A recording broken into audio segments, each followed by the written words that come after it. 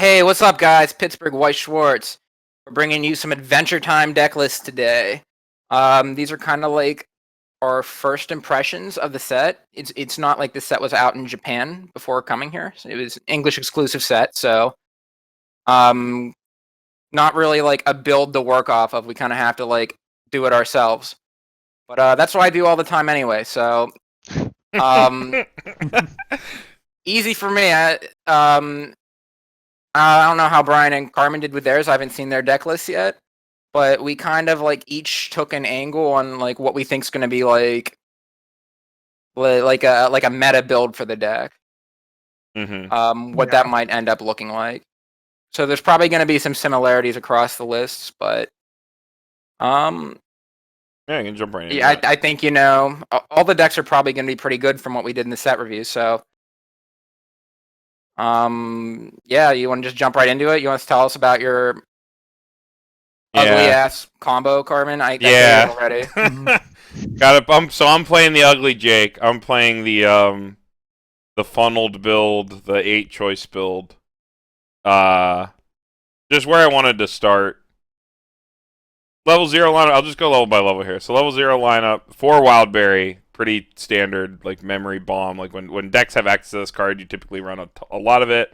We're starting out with 4. I wanted to start there and then trim back if necessary, but 4 felt pretty okay in my testing games. I got like about 8 to 10 games with this so far the other night online, so I got a little bit of experience with the list. And then 3 of the Ricky, only 3. 4 felt a little like cloggy because like not normally because like playing 4 Ricky is cloggy, but because like you have to pay 1 on play and you're playing the Wildberry. So like if you open Wildberry, you like can't follow up with Ricky, which can be kind of awkward. Right. Which is a little unfortunate. Sometimes you like play the Wildberry and you don't take it if you can spin and then Wildberry the next turn if you don't have the like zeros to support it or whatever, because like one's a plus and one's a filter. So it really depends, but that's what we're trying now. It is kind of weird. I was talking with some people. These cards might actually contest the same slot. Depends how important like the whole memory strategy is, how much memory we can actually generate and still play the rest of the deck. But that's a conversation for another time. 3 of the Brainstorm, pretty standard salvage Brainstorm. It's 500 power in front when they remember using memory. Pretty damn good. We talked about it in our set review. The Brainstormer of choice for sure. Flame Princess, 2 of it. It bonds to the sword event, which I'm running 4 of. I'll get to that when I get to the sword. And it also gives 1,000 power to Finns, helps our Stalker Finns get over. Get to that when we get to Stalker. Only 2 Chiuri because it is a level 1 or higher Chiuri. They're a little less valuable than normal. Since you like can't grab additional zeros if you like swing with us on your first turn. So only 2. 1 Ice King Bonder to get to the Remember You and possibly grab our Marceline Brainstorm from deck when it dies if we don't have memory by then. And then 1 of the double Bonder. It's an Apple Bond to our finisher and a Pitch Bond to the Demon Sword, which is a wormhole where you have to sack a character on the field. Zeros felt pretty okay so far. It plays a little different from like a quote-unquote memory deck where you kind of like take some suboptimal lines to generate memory like you would with something like Psychono or like decks like that where like you play slightly suboptimally for other decks to like ramp up your memory and make sure your compression is like completely non-interactable. Plays a little more normal, which is why I think like you might end up switching the like Wildberry and the Finn counts or something like that. But it's felt pretty okay so far. Getting into the level 1, the Jake, the ugly card. The ugly, thick Jake. The card of my nightmares. I hate looking at it. I hate that I've sleeved it. But the card's good. As long as you have experience. 2, he is an on-attack salvage. Just a straight-up on-attack salvage with his choice. Then he's on play mill 2, 1,000 for each. So just a on-attack selective plussing combo. The experience is actually a little awkward. Like leveling a finisher feels bad, but like you have to do it. The list is pretty tight, so that's kind of annoying. That's a drawback with the Jake that I've experienced so far, along with the Force Mill 2. It's not always optimal. Stalker is definitely the most important card in the deck. The 1/0 Finn Stalker. As long as the 1/1 sword is in memory, he's on reverse. You blind stock. So any additional stock when you're paying for events is really good. Helps you keep up stock for your finisher. Basically, the only reason this deck can get double or more finisher turns is because of the Stalker. So, really important card. One Adachi, kills early plays. Pretty simple. Has a soul trigger, important for choice. You might notice our soul trigger count is unfortunately kind of low for running 8 choice. Just kind of unfortunate because we're running all these events. And it just happens to be what our cards combo off of. Another like small anti-synergy with the level 1 combo. Running 8 choices. The 1/1 sword event on play reveal top, as long as it's an OO character or an event, it goes to your hand. And then it gives 500 power to all of your characters when it's memory. So it helps your cards hit really cool like power thresholds on your turn to like beat over stuff, even if your opponent's walling up, which is really cool throughout the game. Gives you like really good value. But it's really important for turning on our Stalker. That's the reason we're playing 4 of it. That's the reason we're playing the card. The Stalker's like way too important for this build because you don't have like standby or other ways to like sort of lower the stock threshold later on. So we have to play this Stalker. And this event thankfully goes to our memory. Thankfully only whiffs on climaxes, so not too bad. Remember you, it's a drop salvage, and then when it's in memory, you can pitch a climax to add it back to your hand. That has actually been super clutch. If you're like forced to clock to either like get through your deck or like you were low on hand or something like that, something didn't go well, you're having a bad game, and this is in your memory, and you like unfortunately draw a climax, and all you need is a playable, you can just immediately drop the climax before your turn even starts, right after you clock, grab the event, get a playable. That's been pretty clutch. Some of the bad games.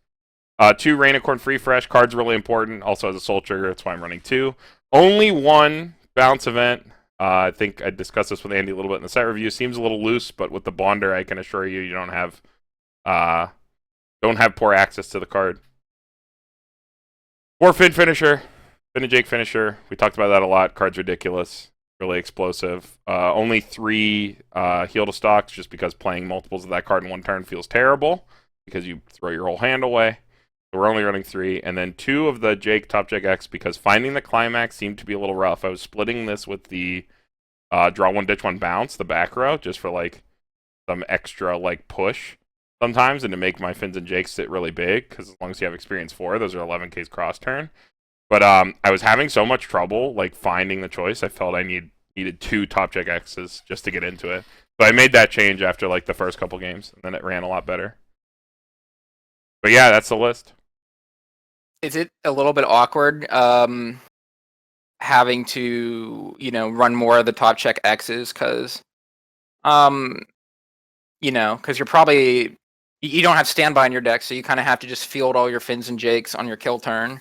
Yes. So and then they have to pay 2 for their combo. Do you ever feel like stock's a little bit tight, or do you think you're the Stalker? Do the choice triggers help?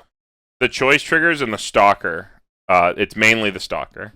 The Finn with the sword there, like that card is like the reason this deck works. Okay. Yeah, it's completely. This comes from, I mentioned it in our set review, but I've been playing a lot of like Bar Summer Pockets, and that deck also plays like a similar card with a similar card in memory that also gives the power. It's like an extremely similar profile. And that card puts in a lot of work in that deck, and I was like, well, like, the only way you can pop off in that deck is because of the Stalker, so the only way you can actually pop up in this deck too is because of the Stalker.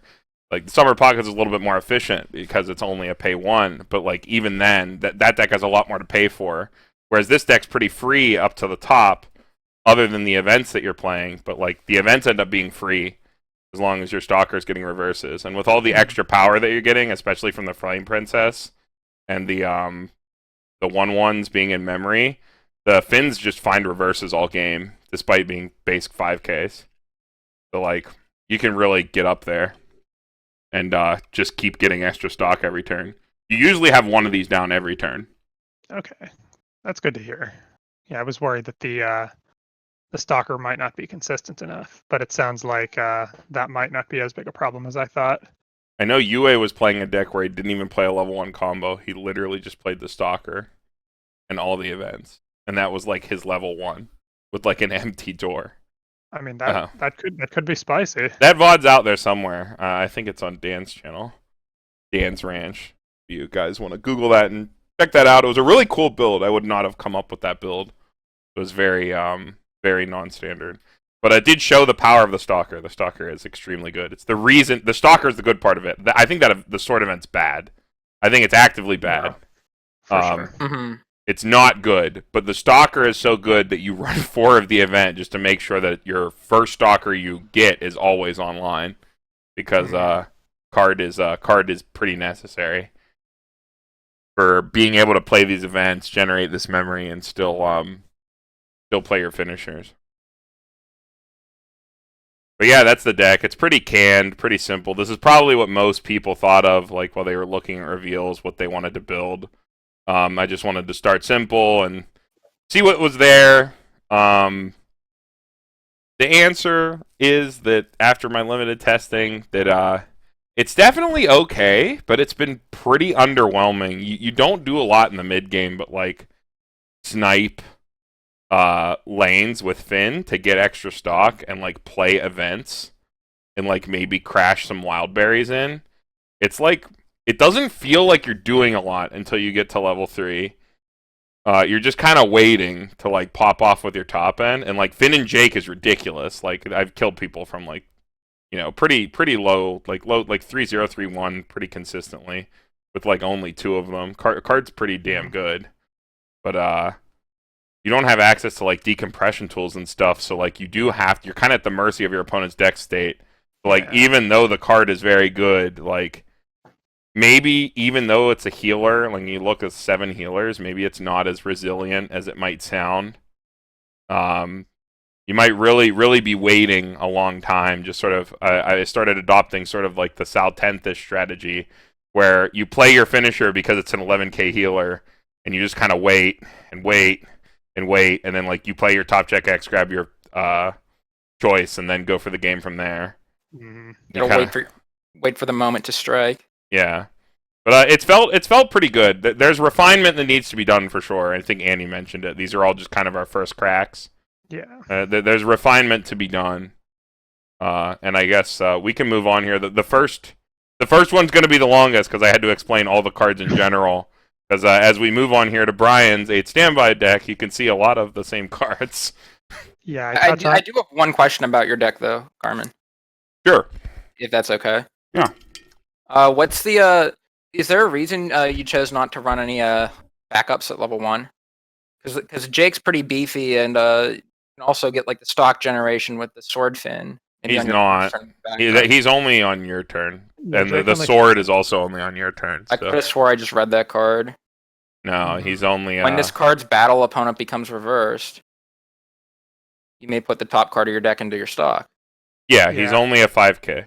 Then the Flame Princess only gives power on your turn, and it's all power your turn. Yeah, the power is on your turn, but the Fin effect's going to be live even on your opponent's turn. So yeah, if you like can back them up over something, you can get a stock. Yeah, I'm not gonna disrespect my opponents to the point where I think my 5k is gonna live. I don't think that's in the deck strategy or have enough slots to support it.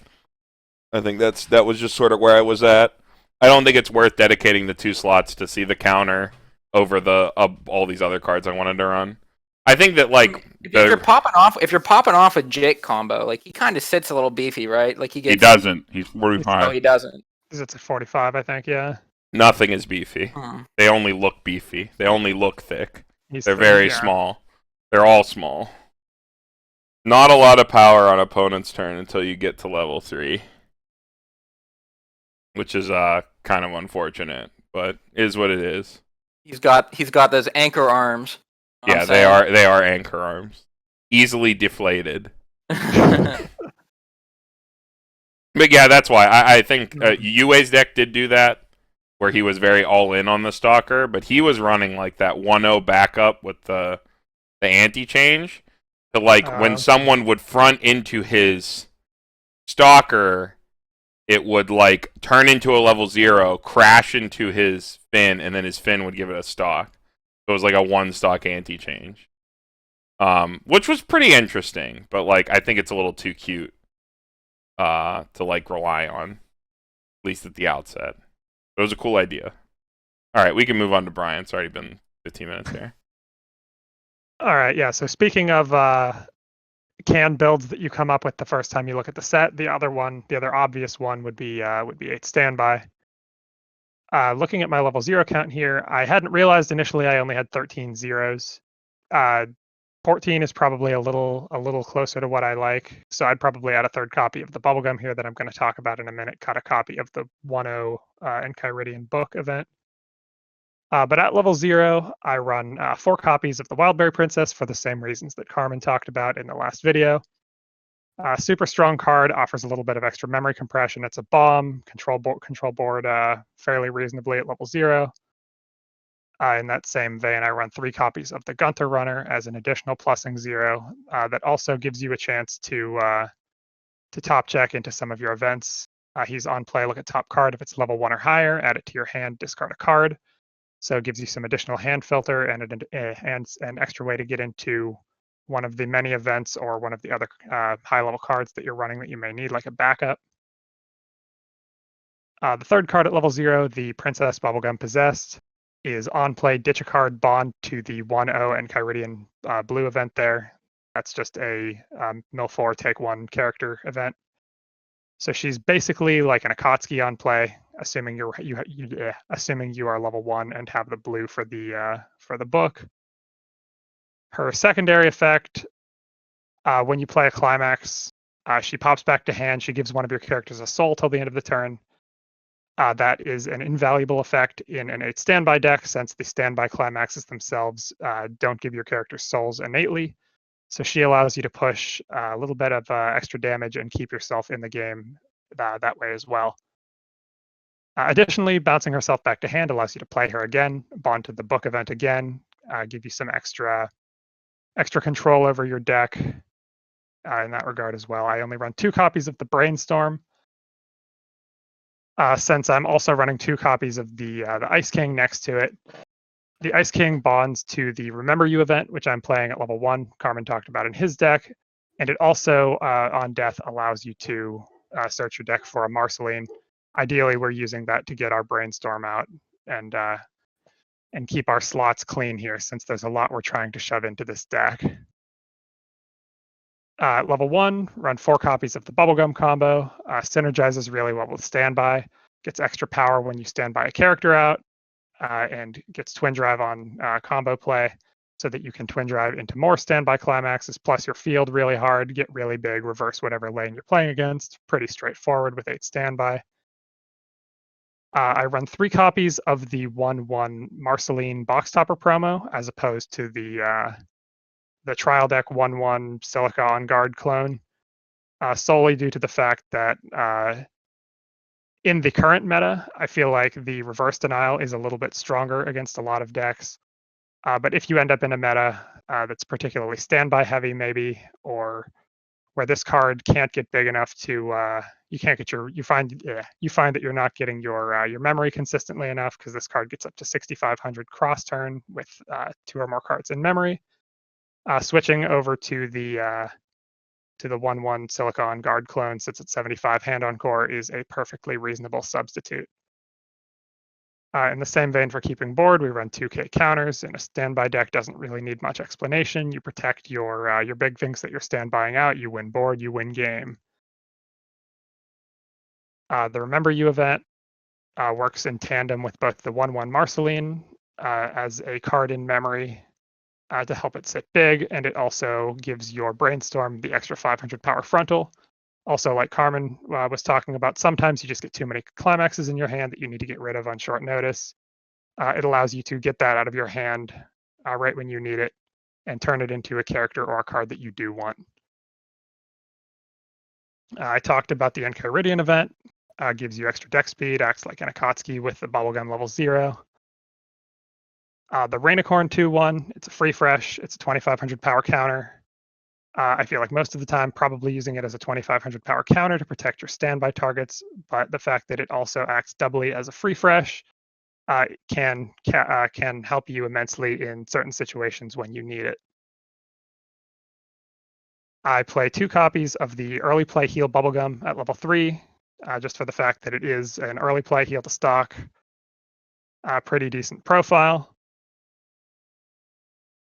I run 2 copies of the Bubblegum back row standby target. which gives 2k frontal and also offers the ability to bounce on play if you hard play it, and 3 copies of the Marceline finisher, which also sits big with Remember You in memory. I do see that I missed the rest of my level 2s up here in the corner. I run 3 copies of the 2/2 standby target. For obvious reasons, it's strong, it sits big, it has hand on core, it's the standby target of choice in the set, as well as the Ice King 2/1 back row, which synergizes with the Marceline Brainstorm to give some additional power earlier in the game. Gives global 1,000 power, global 1,500 power if you have the Marceline Brainstorm on field, which you probably will. And I think that's just about it for 8 standby. I mostly just threw This the. looks painful to like build. There's so much. There's so little slots. Like Yeah, I mean that's what we were doing with these decks, is trying to just throw in the obvious includes. The thing with this deck is there's so much you want to throw in there. yeah, every deck I've tried to build has this problem. I think like the packages of cards, like you said, like they start to like slowly eat up all the space in your deck. Mhm. Like you run out of space so fast. But yeah. I think the answer to that though is just like there's a lot of different packages you want to run in it, right? Like you have the Princess Bubblegum Petrified level 0 that combos with the Enchiridion book event, Mhm. you know, to get it into your hand and everything. And Princess Bubblegum also works with standby because she pops back to your hand. Mm-hmm. So like I feel like that's something, you know, I feel like that's an important thing to run in here. Right. But you might have to cut down on other parts of it, like maybe 3 cameras, 2 remember yous, like yeah, you could, because there's so many bonders to it, you can kind of like, I feel like you might be able to get away trimming cards from the packages because you can bond to everything. Especially Yeah, the maybe that's how especially you the do it. Marceline event. I feel like you could easily go down to 2 Marceline event because Yeah, you for only sure. really Yeah. need one in your For one in sure. your memory. 1 in memory. There's some Ice King level 3s that need 2 in memory, but those are kind of ass. Agreed. It's yeah. like in the pure standby build, you can probably get away with 2. the other problem in standby is blue. Like I feel like when you start cutting down on the package, like you start cutting into your blue count too much. So I was thinking, it's like, what can we do to fix that? Like maybe we have to live with just like maybe we max out on Gunter because he's level 0 and we're kind of low on zeros a little bit. Right. And he's like, he is a filter tool. And if we run, I think like 14, 15 zeros is probably fine. Like 14 is probably where you want to be. Mhm. So like maybe we could go like up to 4 Gunter. We could go down 1 Remember You. We probably cut the 2/1 Ice King. Unfortunately. You think so? Yeah, because the other thing I was getting to is I really think this is a deck that wants to max out on its level 2 and level 1 standby targets. Okay, that's yeah. fair. Just because of how the Princess Bubblegum works. Where like you want as many copies available as possible when you start going for twin drives. Yeah, I guess the other thing is the Ice King. The Ice King back row gives 1,500 global. Feels kind of redundant when you have the 2K back row. The 2K back row, yeah, that card's really strong. Like the first line of text on Asuna support, as it turns out, is pretty good. I feel like the Ice King back row might be worth keeping. Maybe you know at least one of it. Yeah, I feel like he can find the space. You know, I out of all of us, I'm the only one who hasn't, you know, got in like a playset of Adventure Time or anything. I haven't really like actually played around with it and don't plan on building it personally. But I feel like the Princess Bubblegum combo, like the whole point is that you kind of want to really high roll at level 1 and really get like a bunch of standby triggers. That's true. And I feel like the Ice King really fits into that nicely because you can kind of set up your field with all your level 2 standby targets, right? Like the monstrous Marceline, and like being able to have that back row card to, you know, ensure that they live. Like global 15 is really nice, especially the fact it's global, so you can hit even your lane in the other wing. Yeah, that's a good point too. Yeah. And I mean, you need blue fix, so like at the very least, you can clock the card, be able to play your Enchiridions. But yeah, I think actually like a low 0 count could probably work really well in this. Because you don't need to rely on your standby combo at level 1 probably, right? It's not like a guaranteed plussing combo where you're like really dumping your hand and like necessarily needing to go really hard to try to get like triple combo. Right. hmm So I feel like you can just kind of maul super aggressively. Like try to make sure you have one of the science standby climax in your hand and just throw literally everything else for level 0 characters. Yeah, Hmm. I think you could probably be real aggressive because with you your want mauls. all your targets to be engraved anyway. So because you're gonna hit one standby probably before you hit level 1. Anything, even if it's just a Princess Bubblegum to the back row. More often than not, for sure. And you're running a salvage brainstorm as well, so like your grave access is like okay because you have Remember You and you have which is reusable and the salvage brainstorm. So But yeah, I also really like the Gunter. I think that's like a really key card. I think you could definitely go 4 copies of that just to get like not only the extra blue fix, but in standby the draw discard, the console effect is really nice on play. I played a little bit of that in a Sword Art, the Silica Bomb. yeah, It's just like a really handy way to, get your level 1 into your graveyard on the first turn. So, yep, you can Yeah. like play that standby from your hand and like get that Marceline on turn 1 or whatever. yeah. As much as I don't think runners are doing much right now, I think the first effect is that's staple to it is probably too important, and the fact that he's blue and blue is kind of hard to come by. Yeah, blue's a elusive color in this set. Yeah, He's But- blue, he pluses for you, which is great if you're not running a whole lot of level 0s, and if they Yeah. try field to deal with it, they just knock you to level 1 and you go off. yeah, true. Yeah. Not too bad. All right, we good to move on? All right. Let's Mhm. do it. All right, I Andy. really like the deck, Brian. I like the 8 standby. Yeah, I think that looks like probably the most fun deck to play in Adventure Time. I might sleeve this up for tomorrow instead of 8 choice. The one with the most potential, I think, too. The bubblegum combo, it could go either way. It could end up being kind of like unreliable, or it could just be like super busted and you trigger 4 standbys and Yeah. you're Yeah. at 1-0 and that's the game. I do think if you play the bubblegum combo at all, you really do have to play it with all 8 standbys. I was also testing a list that was like Princess Bubblegum level 1 into the Jake Finn finisher, and like that felt like actual garbage. Like only running 4 standbys in this set felt really bad if it was the Princess Bubblegum, the standby you chose. Because the card doesn't plus and your other cards are like filters that go to memory, you like bleed all your hand out. You run out of hand. Yeah, it's like it feels pretty bad unless you like sack brainstorms. So like, I don't know. I think if you're gonna play Princess Bubblegum, you should probably play 8. But speaking of only 4 standbys, Andy chose the other one, so we'll let Andy talk about this one. Yeah, so this is probably like I don't want to call this a spicy deck. It's not really spicy. I feel like this is actually like the most streamlined build I could come up with. You watch our set review that we've been putting out earlier this week. You might have heard me talk about the Jake combo and how I think he's ugly and I don't like him. You might have also heard my fondness for Magaros. So I decided to go with the level 1 Princess Bubblegum combo from the trial deck, actually. So Magaro combo that's on attack, you look at up to 4 cards from the top of your deck, and you get to add any character to your hand from among them. Well, it has to be U-Trait. Any character in this deck, because we're not playing the fan fiction cards, but you got to be careful maybe if you mix that with some of the weird traded stuff. But, very reliable combo like the Jake combo. It's on attack, so you don't need to get a reverse, and it's off a gate trigger, which is super handy.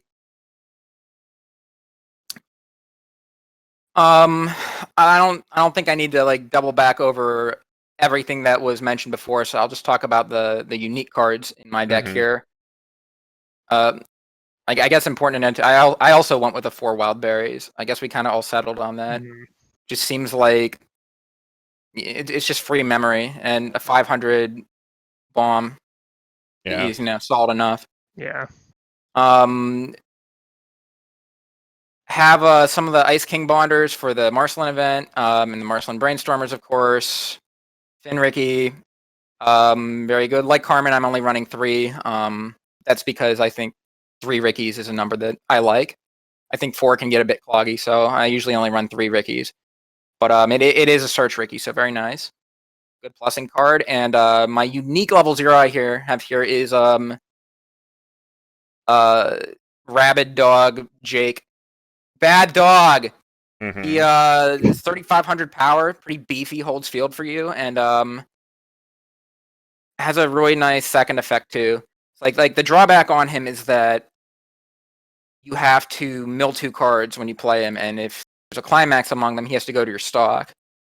Which at first glance you might think is like, oh, that's kind of bad, because then, this is my 3,500 is my card I wanted to hold board with, and, I don't get to attack this turn either. But I feel in the early game, the important thing about attacking is, generating the stock. So even if he does kill himself, you still get your stock off of it, which is very nice. And a personal favorite ability of mine, when your opponent's climax is put on their climax area, he gets to go to your stock. So, I really think Adventure Time ought to be running this card. I think it's an incredibly strong profile, because it's 3,500 is big. It's going to sit on your field, and you can just ride it all the way through your level 0 game. And once you hit level 1 and your opponent goes for their combo, he just pops to your stock for free and denies reverse and gives you free stock. So that card's actually incredible, and I'm not surprised that I don't see people running it, because it's kind of like at a first glance it might not seem super good, but I think it's actually like a really good card for the deck, for any build really, especially the stock heavy ones. Since I'm running Gate in the deck, and I can be a little techier with some of my level 1 choices here, so I split the 2K backups between the normal 2K Finn backup and the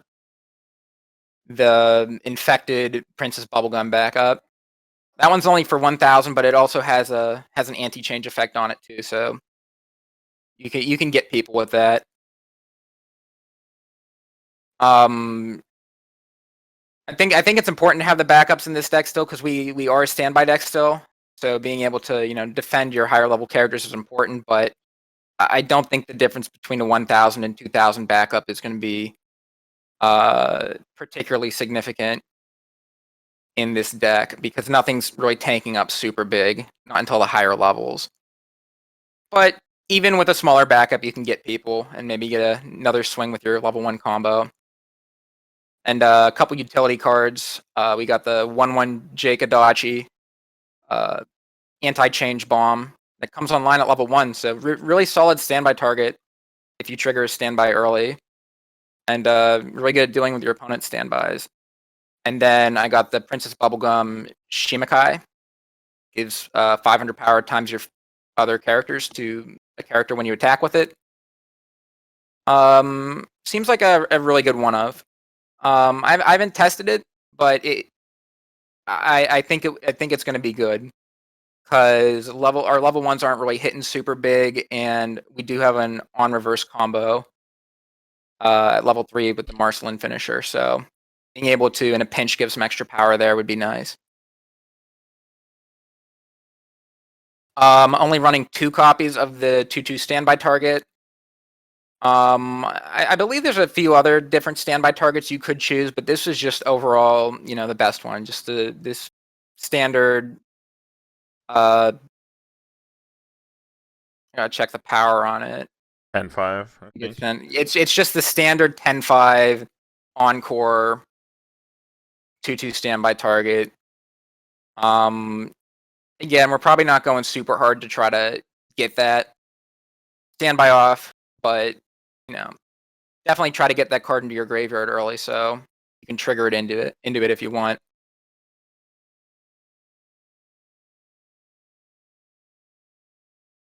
And then into the level 3s, maybe taking it a little bit more combo-y at the top end than Brian was with his.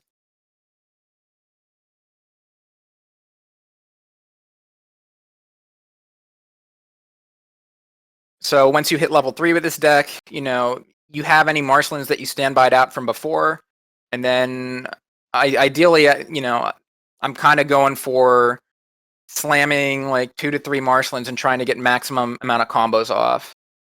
I think the Marcelin combo it's in my opinion the best finisher in the set. I think just being able to run standby and just occasionally sack into a big card early is worth the deck spots. So I think it's worth running that over Choice Trigger in that sense. And I just like how versatile the Marcelin is. I think the burn effect is very efficiently costed, and I like how it has a decompression effect on it too, shuffling 2 of your opponent's cards back on climax play, so you can hopefully stick your big burn damage. But it is an on-reverse combo, so I also have some Finn Musashis in there. So if your opponent's leaving you early lanes, which is possible, you're not really tanking up too big with standby, but if you do trigger into your 2/2 standby target or get some assists online early, your stuff might be living. So having an option to throw in an open lane to push damage is really nice. And I guess talking about stuff lingering around from level 2, you have your Princess Bubblegum early play, stock healer. It doesn't sit super big on defense, but she's still pretty beefy. She might live back. And of course, the Princess Bubblegum assist. In the back row, 2,000 power to everything in front of it, and really handy on play, bounce one of your opponent's characters effect, which can sometimes be useful in helping get the reverse for Marcelin. If they have like an assist card in their back row that's giving a lot of power, you can bounce that back to hand and hopefully shrink them enough to get over with the Marcelin.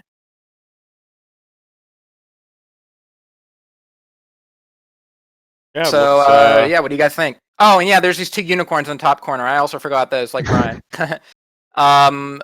One's the free fresh counter, and the other one is a level assist that is also when you reverse your opponent's character, you get to give 1,000 power somewhere.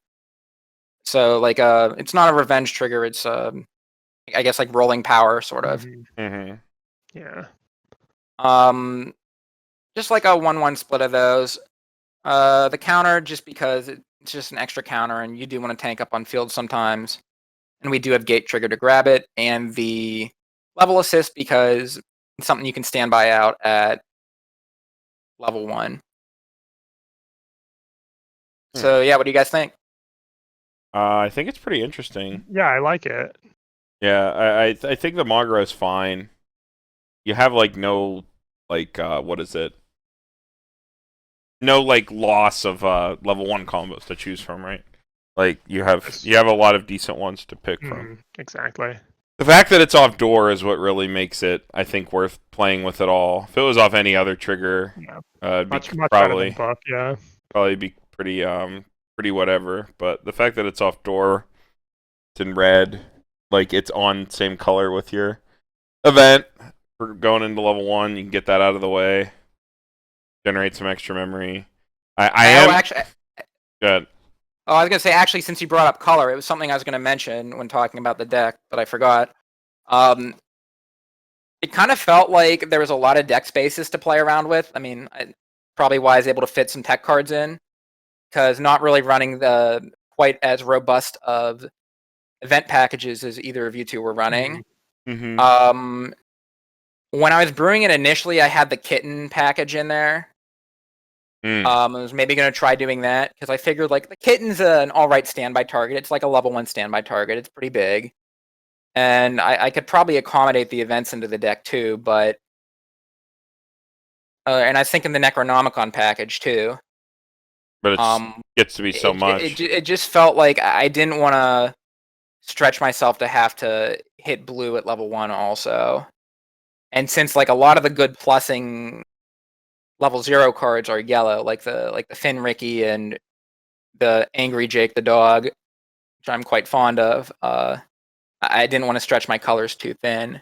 Mm-hmm. But looking back now, after seeing Brian's deck and how he kind of incorporated all the colors in, you could probably cut a number of the level 0s. If you wanted to add blue, you could turn the Jake the dogs into Gunter runners. Mm-hmm. And I'm gonna be honest, when I was building this, I forgot that the Princess Bubblegum Petrified popped a hand for the the standby. Forgot the little bond package with the Mill 4 event, but it just felt like that might have taken up a little bit too much deck spots for either one of the like event bonding packages. So that's why I'm only running the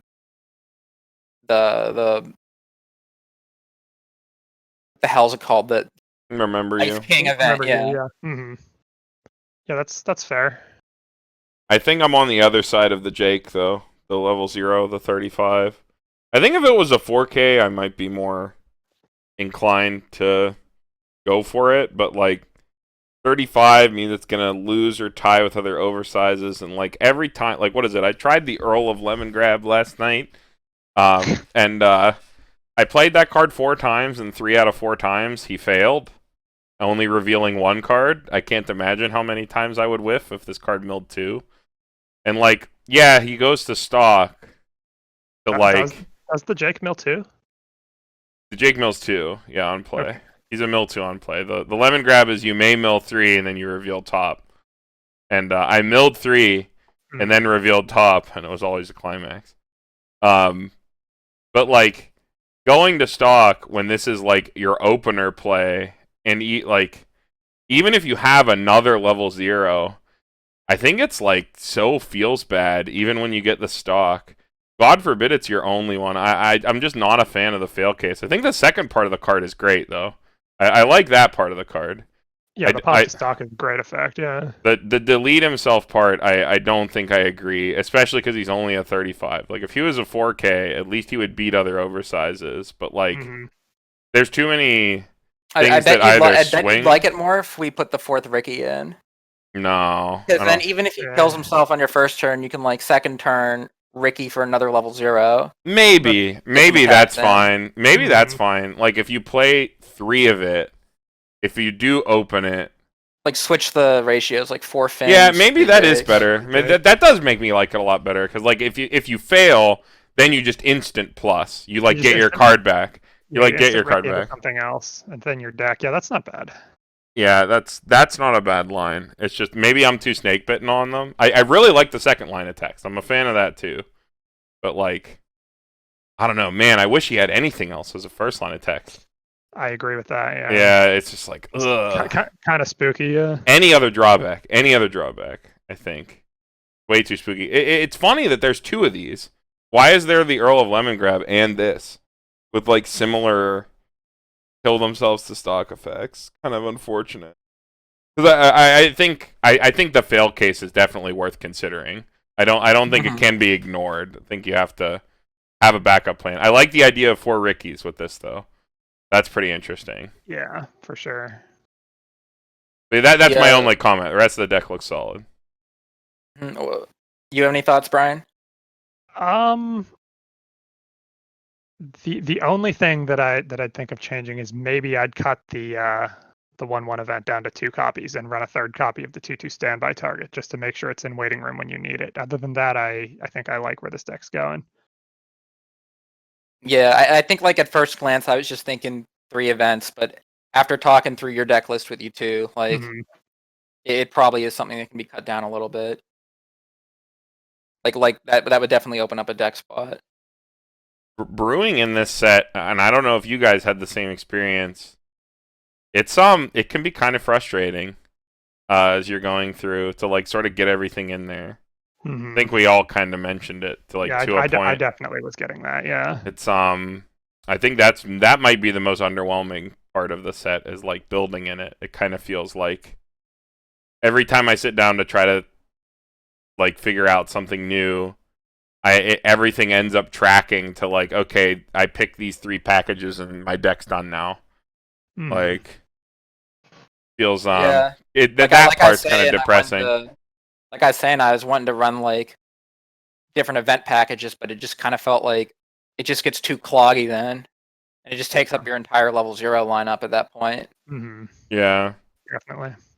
A little unfortunate. Yeah. But hey, it's a hell of a lot better than Batman Ninja. So. It is a hell of a lot better than Batman Ninja. Hey, we love Monkey Flute. We love Battle on the Big Boat. Well, I think that's it for our multi-deck tech for Adventure Time. Here's all the links we throw at the end of all our videos, all the Discords, all the Facebook groups, our Twitters. We really appreciate you guys watching all our videos.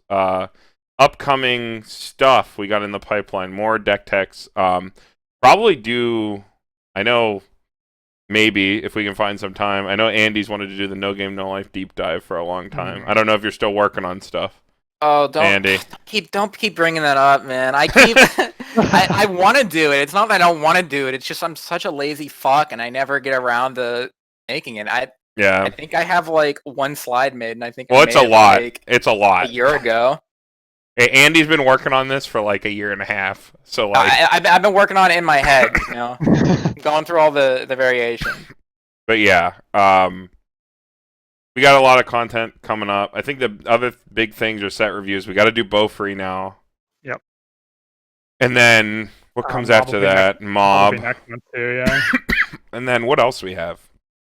We have what are the things that got announced? Kaguya when that finally. Kaguya when it comes out. Heaven's Feel 2 when it comes out. Yeah, once we have Japanese card lists for those, we can start working on the set reviews. So keep an eye out for those.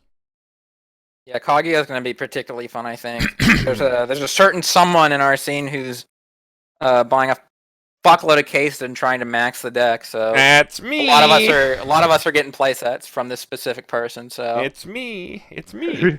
This person who shall remain unnamed. It's me. It was always me. But yeah, it's. But yeah, I think that's all I got. You guys got anything else? I think that's it. All right, Pittsburgh White Schwartz signing off. We'll see you guys in the next one.